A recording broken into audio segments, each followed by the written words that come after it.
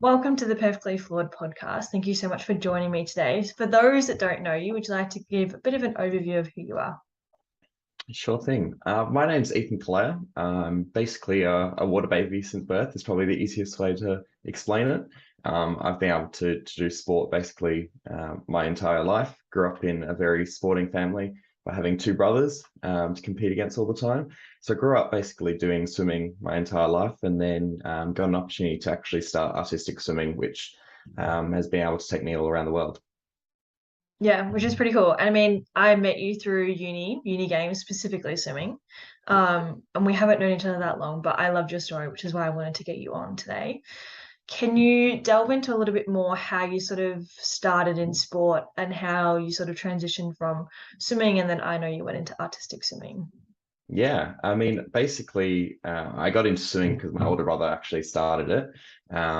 But that was going into, the training and the squads and everything like that. But before that, my actual, like, grandma actually used to take us to swimming ever since we were about 18 months old, from literally the babies swimming in those slow classes. And the way she would convince us as we were getting older and older is that she'd buy us shits every Saturday weekend. We'd go swimming. So it was probably a bad vice to have from a very early age. But I just fell in love with the water and being able to show that, and then also get to see people winning races and watching the Olympics come up.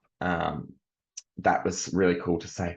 I'm doing the same thing as them, and that basically sparked the fire of what sport was. And I remember vividly watching Athens in 2004, and then Beijing in 2008, and they were really formative competitions for me to really be excited about sport and what it would take me to. Yeah. And like obviously I know your story a little bit and you started in swimming before you sort of transitioned into artistic swimming. What is it about swimming itself that you sort of fell in love with? I think it's just being able to, I guess, show all the work you've done, whether that be from training the countless hours that you do in swimming, but being able to just absolutely go for it. And everything within swimming is a representation of you. A time is you because of all the work you've done, and you're the only one that can control what happens in the water.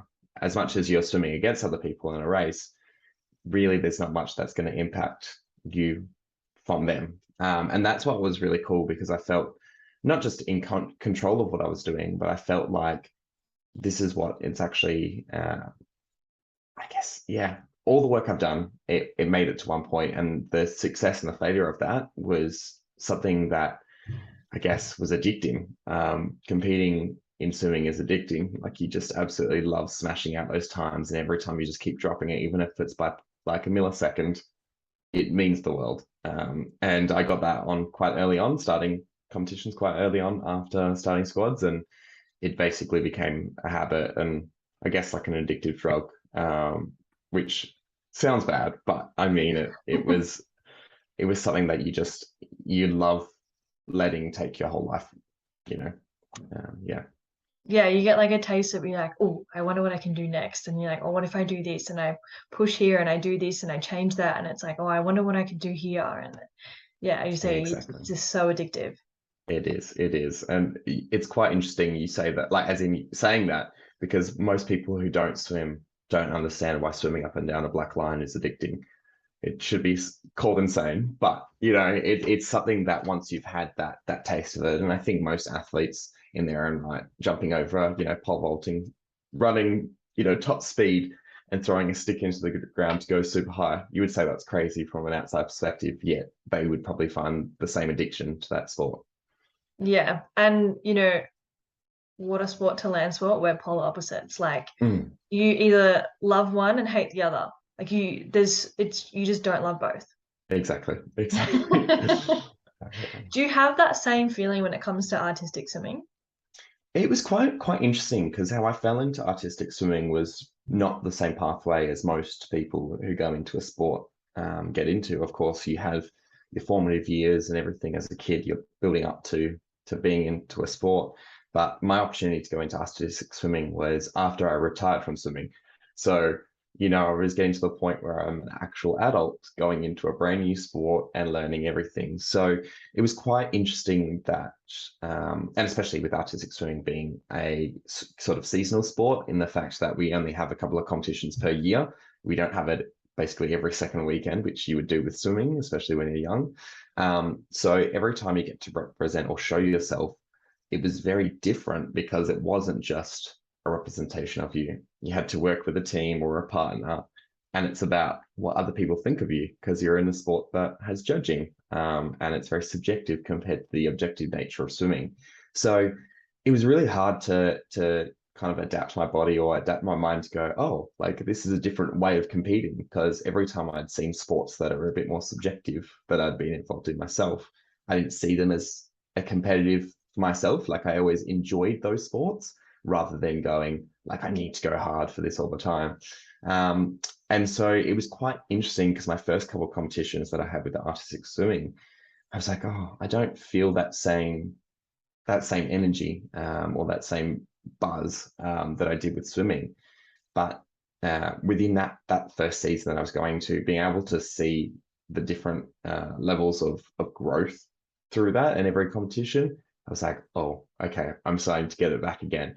And then you go to other competitions and be able to travel the world with it and be able to meet other people, like meet other guys and compete against them.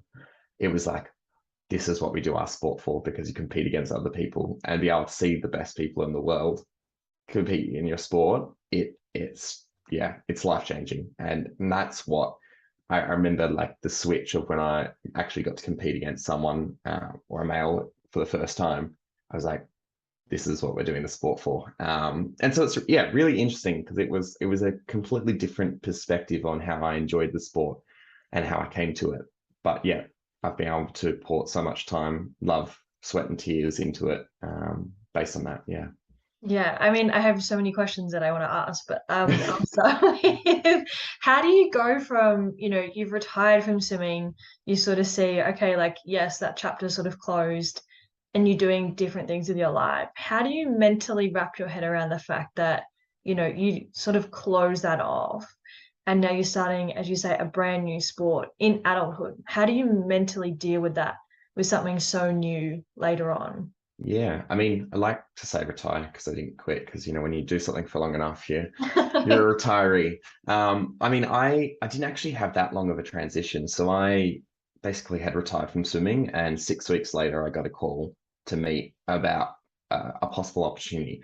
So there wasn't that much time, but it still had this real, shutting that door, and I don't think people outside of sport or someone who hasn't gone through that experience doesn't understand that it is still grief. Like you are shutting basically the dreams you have for it. And I didn't get to make any international teams with swimming. I didn't get to go to the Olympics with that sport.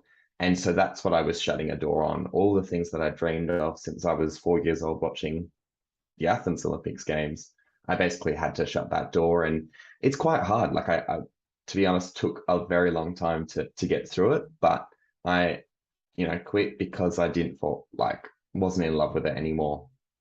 And then having the opportunity come and present itself and go, oh, like I'm settling back into what it's like to not be an athlete, what it's like to enjoy your social life and not have to wake up at 4 a.m. every morning. Do I want to go back to this? And I had to basically have a real big conversation with myself to go, okay, what's worth more? All this hard work and the early hours, the hard swims, the pruny fingers from the water, or being able to have another crack at your dream. And for that to be able to be an opportunity in the first place was the reason why I was like super excited to switch into a new sport, because of knowing that dream and having another crack at it. That's what I was, excited to get across. Of course, it was hard, especially going into a sport in adulthood. You have to learn so much. And, I had probably a very naive point of view or perspective of what artistic swimming is when I came into it. And I got whipped around quite well. But it was something that I was like, I could see myself growing and learning each day and putting my own spice into things, and just being able to see the progression so quickly was something I hadn't done before in a lot of ways. Of course, you work and work and work and you get little bits at a time, whereas I had to basically have 18 months from starting a sport to competing at world champs. So it was this complete, I guess, curve of going straight up, and that was what was hard, and that was what was really challenging about it, but also what made that decision of coming back more valuable.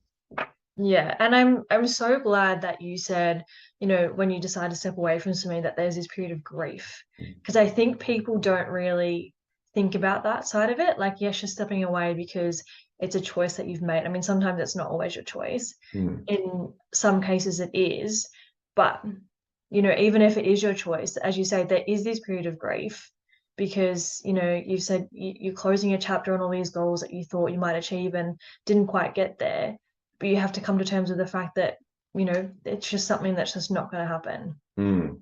And yeah, and I would like to say that I'm lucky and be able to even have a choice in that matter. I know way too many athletes that have been taken out by injuries, by social pressures, by so many other things, and be able to actually take the decision to quit. I was very lucky in that regard, and that was because I stopped falling in love with what I was doing, which of course sounds super sad, but it was like, of course you start to value of everything else in life, and starting uni and starting a career became more apparent when I was making that decision. Of course, I just flipped it on its head and didn't do that anyway because I was stuck on being an athlete forever. But being able to just actually have that opportunity I'm very lucky in that regard. However, it doesn't make it any easier because it feels like you're losing a relationship because of how much time, effort that you're putting into a sport. Like, I mean, imagine spending 25 hours with a person and then never seeing them again.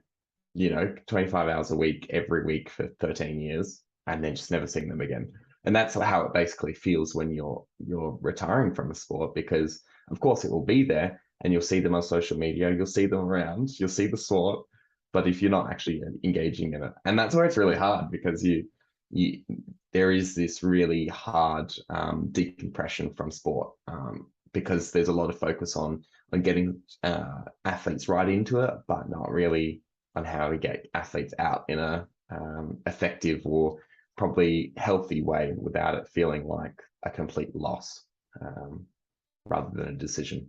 Yeah, and there's so many factors to it. It's, as you say, it's the people, but it's a lifestyle too. Like, as you say, you're spending many hours, like what some people do, part-time and even full-time work, that amount of time in this sport to just step away and basically like cold turkey. Like, it's not always a gradual thing. It's just cut it straight off. It's the people, it's the lifestyle, it's and then your body goes through this change because you're not an athlete anymore, and it's adjusting to that and something that you love. But as you say, it's not because those goals and those dreams have changed. It's just that you want to spend more time with family, you want to spend more time working on your career. Those things just become higher priority than the sport. Exactly, yeah. I'd love to ask, I mean, I know your story, but for everybody else, how did you actually get into artistic swimming? Yeah, so it is kind of a bit of a long story, but I'll try and make it short in the best way I can. So, of course, I retired from swimming. I had experience in artistic swimming actually from a coaching perspective for the year prior, because I was kind of working with a lot of swimming and basically lost my job just because of the time difference. Like, literally, the team that I was coaching started to swim at the same time I was swimming. So it just like worked out to be a really unfortunate situation. So I was looking for like coaching jobs. And of course, my boss, my head coach, was like, "Oh, I know artistic swimming's looking for like a swim coach to help their athletes progress and stuff." So I'd had an experience in artistic swimming, kind of understanding the sport, but really coming from a biomechanics point of view, and how to kind of be more efficient in water and try and develop that from a young age, and kind of making artistic swimming a holistic sport rather than just historical in what everyone else has done, but kind of add new flavors to it. So it was really cool being able to get involved in that. Didn't think that was going to be my career, but basically 6 weeks after I'd retired, I got a call from my soon-to-be coach, who was then my boss, basically saying, "Are you free at this cafe tomorrow morning?" And I said, "Oh yeah, I have nothing on." She's like, "Cool, see you there." And basically just hang up the phone. And I was like, "Well, this is my boss. Well, I basically have to go, don't I?" I already said I was free. So I went, basically turned up not knowing what it was about. I'm thinking the worst, thinking that, oh no, I've done something wrong, all this sort of stuff. Basically sits me down and goes, "So I've heard that you've retired from swimming, like blah, blah, blah, talking about these things. We've had a spot open up in the high performance program. We've never had a male represent the country before, and I want you to be the first." And I went, "What? Sorry, like what?" And she's like, "Yep, this is, um, what I've been thinking about the plan of it. I had known that are a hard worker and all this sort of stuff. Like, I reckon within 18 months we can go to Worlds if you're ready to go for it." And basically that was on the Friday. By the Tuesday, I was in the water. So the turnaround from that was super quick, and I basically just, excusing the pun, but dove right into the sport. So basically just, committed straight into it and just went, this is another opportunity to be able to achieve a dream. Yeah, and I mean, I'm pretty, as you said before, naive to what artistic swimming sort of looks like. You see it on TV, and it's sort of perceived in movies with the really floral caps and the nose clips and the silly faces that get pulled in photos and things like that. What does the training actually look like? Yeah, I mean it's quite different because within artistic swimming you have a lot of different aspects of training that all come towards a routine, because at the end of the day it is a performance of basically a routine that you're knowing.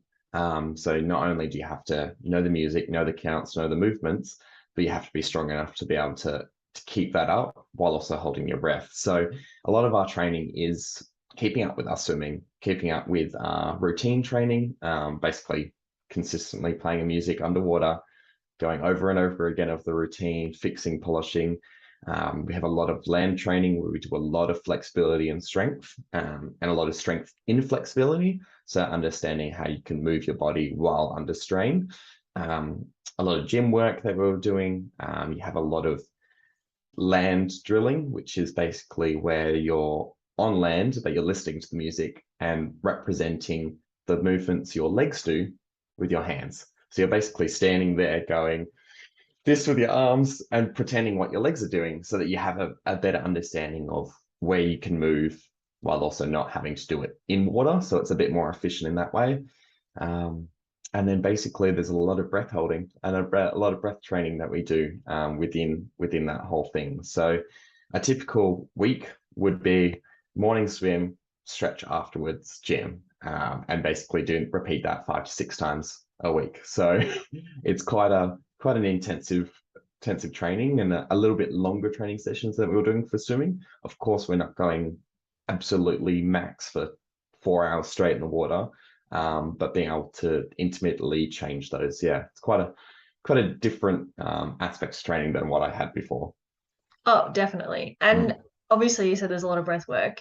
Just out of curiosity, when you're at your peak, how long could you hold your breath for? I mean, it's hard because, of course, in the water, it changes everything when you're doing something, or moving. But I've been able to do a lot of free diving, a lot of opportunities with that. And to be able to go for like 2.5, 3 minutes, was probably my best. Don't know if I can do that at this exact time. But yeah, probably about 2.5, 3 minutes, of being able to just chill under the water and wish for oxygen. Which is such a long time because that's almost the length of a whole song. No, which, gosh, if they started getting to the point where you have to do that for the entire routine, I think there'd be a lot of passed out swimmers. Oh, definitely. Yeah. So when you had that conversation with your then coach, and they said to you, I want you to start now, potentially 18 months to Worlds. How did that go? What did you sort of do within that 18 months? What sort of things were you able to achieve? Did you make it to Worlds? Yeah, so basically, I mean, I went from a turnaround of 3 days to get into the water. So I made my decision pretty quickly. Of course, those, 72 hours were icking in my head, just going, how's this going to work? Am I ready to come back? Um, do I want to sacrifice my studies, my life, to get to this point? And so I had a lot of questions and I asked that, and we basically worked out a plan of how we're going to do it, how it's going to interact with my life, my social life, everything, which seems crazy to plan your life to a T like that. But I knew I needed that to make it feel like I was making the right decision. So I basically trained because I worked in synchro for a bit. I had kind of got in the water a couple of times to help me teach synchro swimmers, so I actually understood what they were doing, so I could understand, okay, how do we, change this and frame this? So at least got in the water, but basically for the first 6 months, I was training by myself with the team, so in the high performance program, just kind of off to the side, just doing literal 10-year-old basic figures and just working and progressing and just hours on end of that. And I was actually fortunate enough to have a duet partner that I was paired up with. So within the first time men could actually compete at world championships, they had to be in a mixed duet, so a male and female partner. And my partner was a 2016 Rio Olympian. And so I had pretty high standards that I had to meet from that. So basically, we got paired up and then had another 6 months of just training, getting a routine sorted. And then it was about January, February, I think we had our first competition, and it was basically regional, state, which then we qualified for nationals. Absolutely smashed nationals, qualified for a World Series event. At World Series event in China, we then qualified for Worlds and then got to go in July of that year. So I was very fortunate because in that 18 months, that plan worked. It was, one of the hardest slots I've ever done, but also one of the most fulfilling and most enjoyable. Yeah, that's amazing. And across your sporting career, what would you say has been one of the biggest challenges or setbacks that you've had to face? Yeah, I mean, it's a few that I think of when setbacks. Of course, as an athlete, there's so many things that are pulling you away. Of course, COVID was a huge impact for my career. Of course, it's something that is out of your control, and that's probably the hardest thing, especially because growing up, I did a sport that not that I could control everything, but everything was, what I could do. And so when you're in a space of everything getting pulled from you, it's quite hard to feel like you're consistently going. And in 2020, I had lots of plans. Basically, I got accepted to an international honors program at Stanford University in the US. So that was not only furthering my studies, but I also got an opportunity to train with the Stanford team for synchro and also the US Olympic team while I was going to be over there for 3 months. And I planned for that trip basically for 3 years. How do I get to this? How do I get selected? How is it going to help me?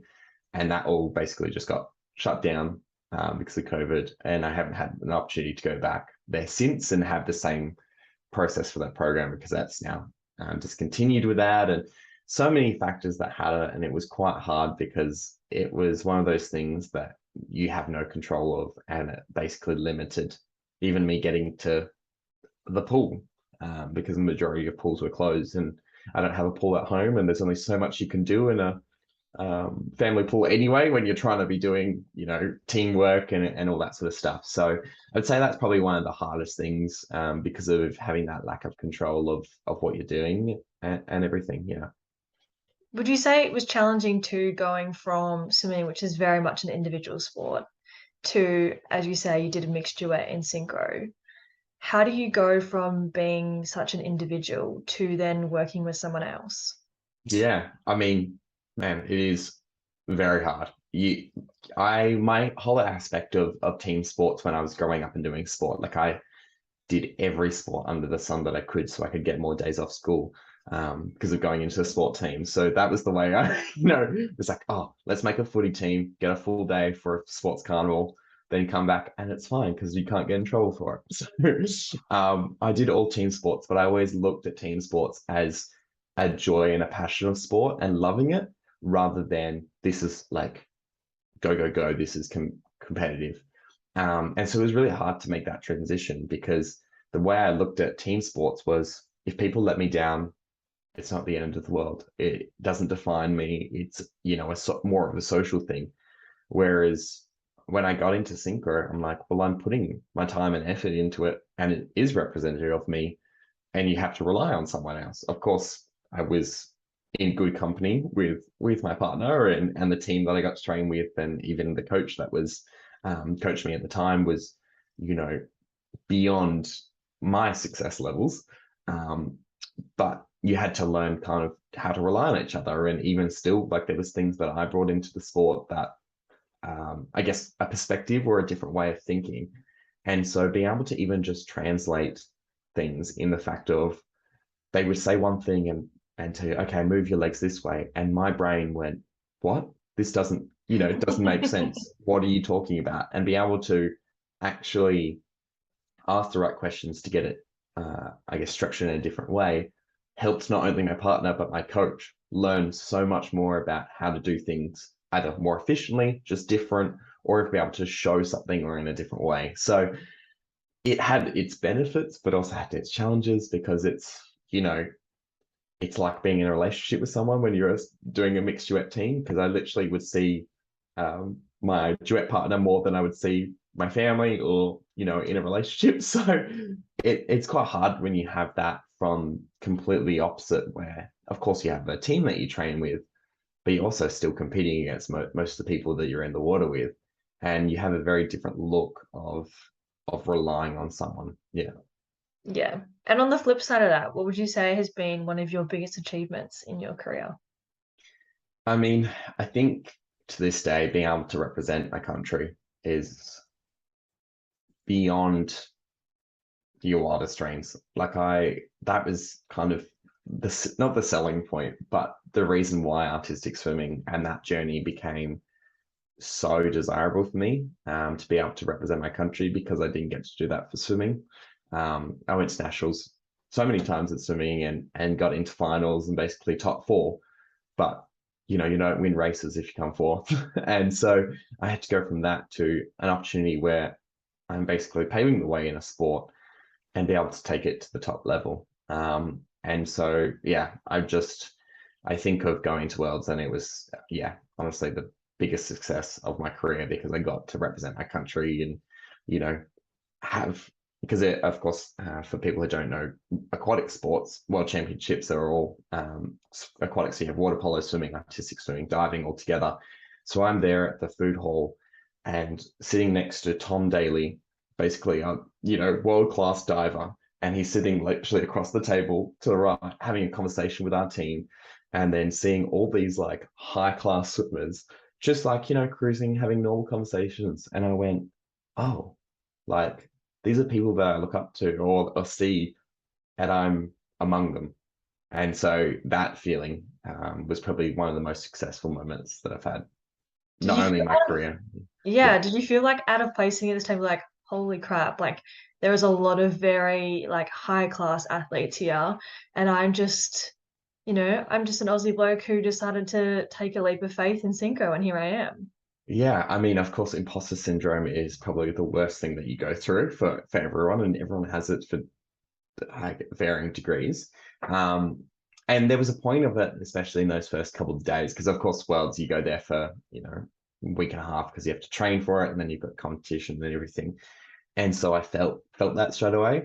And then there was actually, by having conversations and literally just that like-minded nature with basically even some of the other guys in my sport from around the world. So I, still keep up with them and still catch up with, people from Russia, from Italy, from the US, and be able to just having conversations and stuff like that made that, an unattainable goal seem like, oh, this is just normal life. Like these are just normal people. And of course, and this is where it's quite hard because that criticism comes, and going through that whole process of going to Worlds and people finding out or hearing about it and going, well, there's no males, there's no one to compete against, or he's not training as hard as us. He doesn't have the body as a swimmer. All these things that people ask and go, oh, well, he's not training. But I got to take that leap of faith and actually take that opportunity. And of course, I'm not a world champion, but I was still be able to represent my country in that regard. And so the people that were there and the athletes that are on that same level see it as you're there, not because of how much work you've done or how long you've been in the sport or how much you've done for the sport, but being absolutely present in that means more than what everyone else says. Yeah, absolutely. And how do you deal with, like, as you said, those comments of people saying, oh, well, you haven't worked as hard or you've come from this background? How do you deal with that? How do you take that on? Yeah, I mean, it was quite hard because I had to teach myself, or at least actually take a step back and actually understand that it has an opportunity to affect me.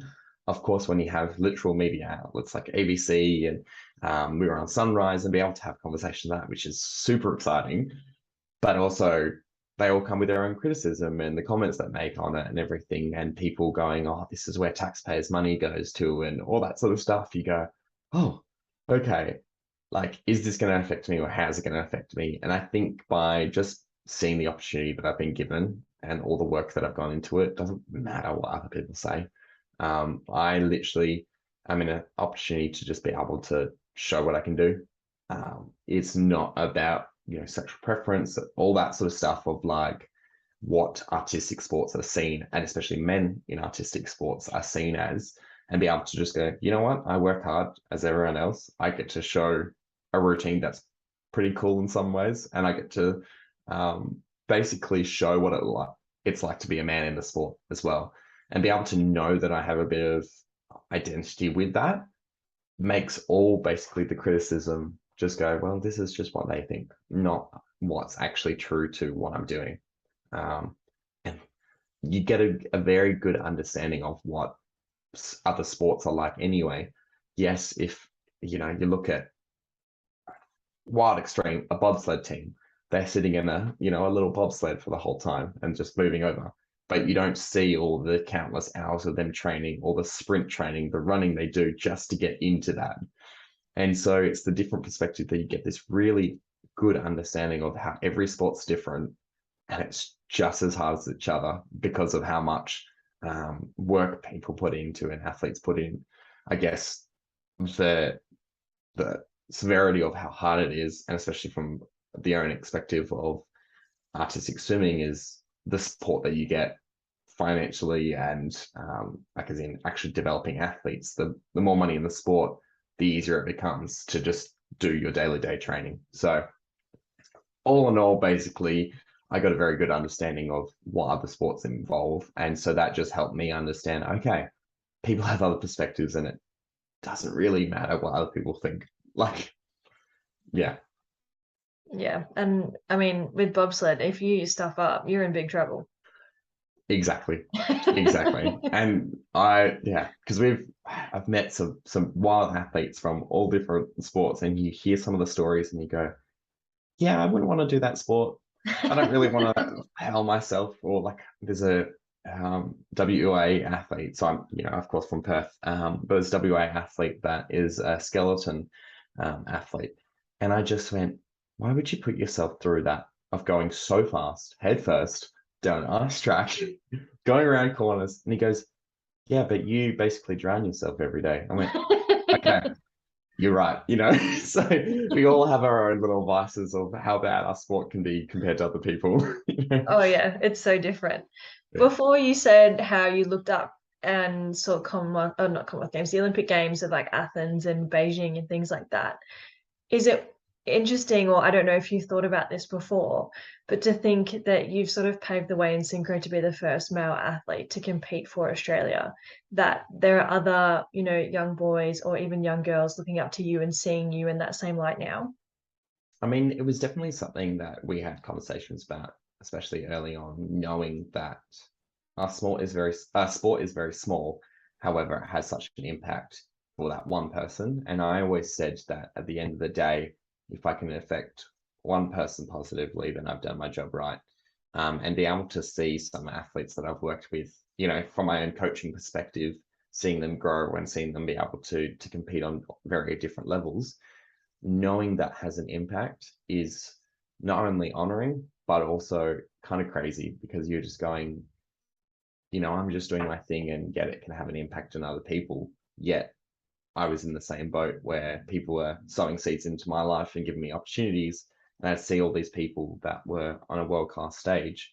And then I'd basically be able to meet them and go, oh, like you're just a regular person in a positive way. I'm not saying that they Yeah. haven't achieved anything. It's more just they're like you and me. And so be able to show that in my sport. I'd love to say that I've impacted people, but I guess you never know till 10 or 15 years down the line to see. But I think, the sport has been changing progressively. And of course, men aren't in the Olympics yet. We're still been fighting for that basically ever since I've been in sport. And the men around the world who came before me and are still in the sport have been fighting for it for years and years and years. And we're doing everything we can to not only change it for our own journeys going through it and our own opportunities, but for the opportunities of everyone else that's coming behind us. And it's incredible to see other countries and the impact that the men in those countries have made to younger swimmers and younger men or younger boys and girls getting into the sport because of them. And of course, Australia is quite fresh and new to the sport. A lot of these guys from international have been doing the sport for 20 years.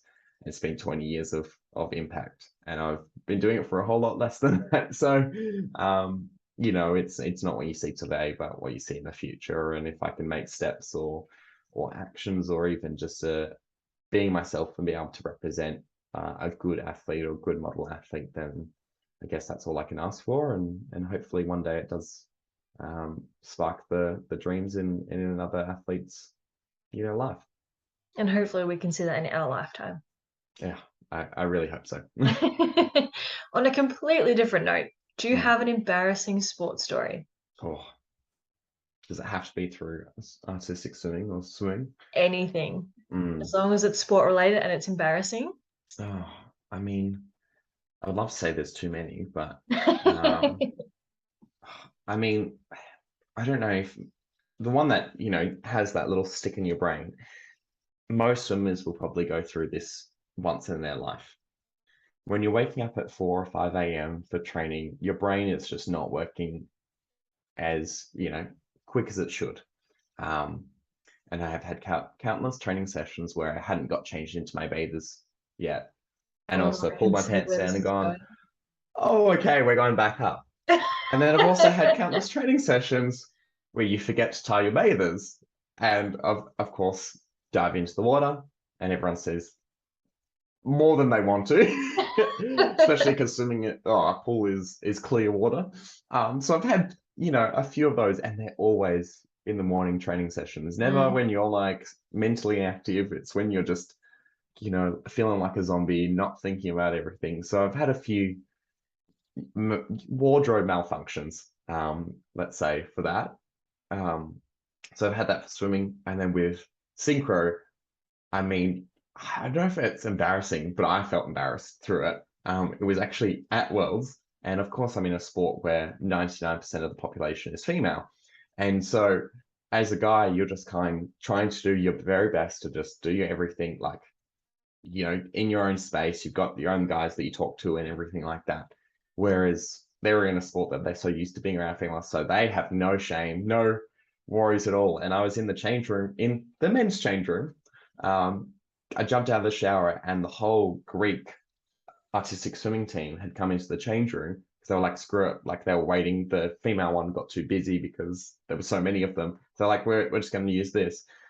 And so I'm sitting there with one of the other guys just having a conversation with him in the change room, just, talking about stuff and shooting it. And basically was looking and talking to him. And then just everyone is just full on going, okay, well, we're getting changed now. And I'm going, no, like this is, I'm trying to be the safe and like not worrying about this kind of thing. So I very much hurried up myself and got changed and got out of there as quick as I can. Not being in the experience, I'm like, my comfort levels about being naked is completely different to some of these people who are used to doing it. So I learned a lot in that experience, and yeah, got laughed at quite a lot from my own team, from all the females in my team. Quite funny when word got around about it because of the team. And yes, yeah, it was very funny. So one of those embarrassing stories probably on my end more so than Aaron. And it's so interesting too, like how each sport has like their own, I don't know what the word is, but I guess lingo. Like, in swimming, like, oh, like, want to go have a shower together, or like, it's weird to see you with clothes on, or like, and outside of that context, people would look at you like, what are you talking about? Exactly. And it's like, just going up and being able to deck change. And for people who don't know what deck changing is literally just putting a towel around you and getting changed on pool deck, because it is way too much effort going to the other side of the pool to the change room when you are either rushing to a race or just got out of warm up or something like that. And so, you get very efficient about the things that you do in your sport. But then to anyone else, it's like, that is the weirdest thing ever. And then you look at, think of like cycling, and they have, all their padded pants and everything like that. And they go, yeah, but do we want chafing? No. So, it's all their little aspects that most people outside the sport don't understand why they do it, but there's always a reason for it. Yeah, it's so weird. And everyone has like It an is. embarrassing deck changing story. Like everyone has at least had some sort of malfunction. Like Mm. it's like it's just part of swimming. I am glad that I haven't had a wardrobe malfunction when I'm in a pool that has cameras in it. That is, you Oh, know, that would not I be don't good. wish for that day, but we never know. The worst I have is literally my hair going out. Like, of course, when you're wearing a cap and it slides off, or Yeah. something stupid, but nothing too revealing or something that can get you arrested. Well, that's the main thing. Exactly. Um, I'd like to do three questions to finish with. And the first one is, what is something that you're most proud of about yourself? Yeah, I think probably the thing that I'm most proud of is not only be able to do my sport and for such a long time, or just doing sport in general for such a long time, but being able to balance life, social, everything on top of that. I think one of the proudest moments of my life is getting married this year. And that was something life changing, but being able to balance that whilst actually still doing sport, still studying and everything. And I think that actual balance between it, I think I had a pretty good job. Of course, we had good and bad times, but that balance and being able to upkeep success for a very long time, I'm very proud of what I've been able to achieve while doing that, and feeling like a lot of aspects in my life have been successful in my own right. Yeah, and absolutely something you should be proud of. Mm. What do you have a favorite quote or the best piece of advice that you've been given? Yeah, I mean, I might go both sides of that. uh, there's a quote that I remember vividly, especially about my journey through artistic swimming, and being kind of new to it or new to it. It's do not go where the path may lead, go where there is no path and make it your own. And that was very representative of my journey through synchro. There was, no one that came before me as a male in my country. And I took that opportunity to be able to learn from it, but also take it for my own opportunities. And of course, that's the advice that I've been given, and that's the advice I love to give to other people: is take the opportunities when they come. Um, and of course, you can't say yes to everything, but have a hard think about what you're trying to achieve, not only in your own values and goals, but personally, what strives, what's your why. And if you can take opportunities and say yes to the opportunities that align with that why, you're gonna just have such a great life and opportunity, because you're doing things that always drive your passion. Yeah, absolutely. And the last one is, do you have any tips or advice for those that are listening? I guess, don't be afraid to, not only say yes, but do something embarrassing.